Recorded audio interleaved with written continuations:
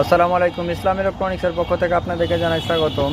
দর্শক, আপনারা দেখতে পাচ্ছেন এটি একটি এক্সাইড কোম্পানির inverter, pure sine wave, capacity 850 দিয়ে, পিওর কপার ট্রান্সফরমার।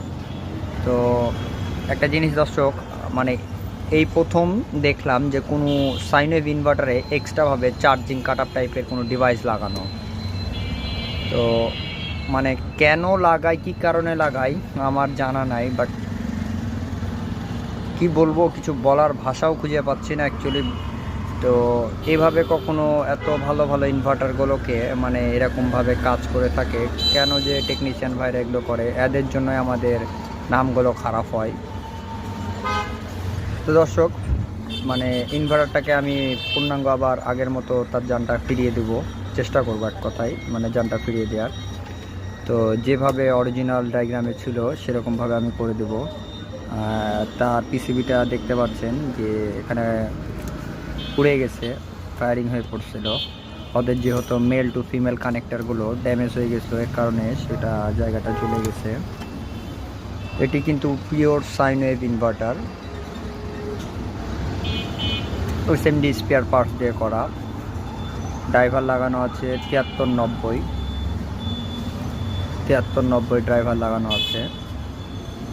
তো দর্শক, চলুন সামনের দিকে এগোনো যাক। ইনভার্টারটিকে রিপেয়ার করে আপনাদেরকে দেখাবো অরিজিনাল কন্ডিশনে হলো কি হলো না।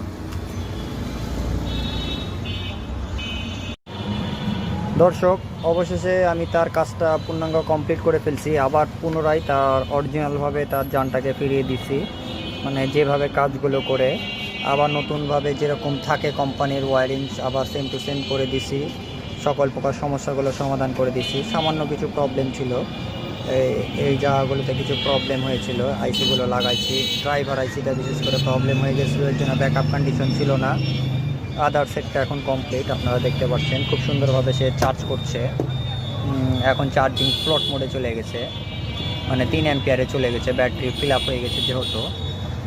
এই যে দেখতে পাচ্ছেন ব্যাটারি ভোল্টেজ উঠাইছে 14.4। এক্সাইড ইনভার্টারগুলো খুবই ভালো হয়ে থাকে সচরাচর।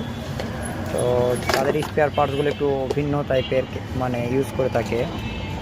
আর কেউ জানে এইভাবে কেউ কাট আপ বা এরকম ট্রান্সফরমার না ব্যবহার করে।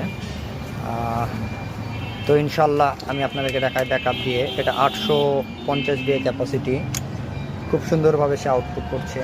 এখন সে ব্যাকআপ কন্ডিশনে আছে। আমার 400 ওয়াট প্লামেন্ট জ্বালাইছি, আপনারা দেখতে পাচ্ছেন 37 অ্যাম্পিয়ারের মতো ড্রেন করছে ডিসি মিটারে, দেখতে পাচ্ছেন। তো এই ছিল 10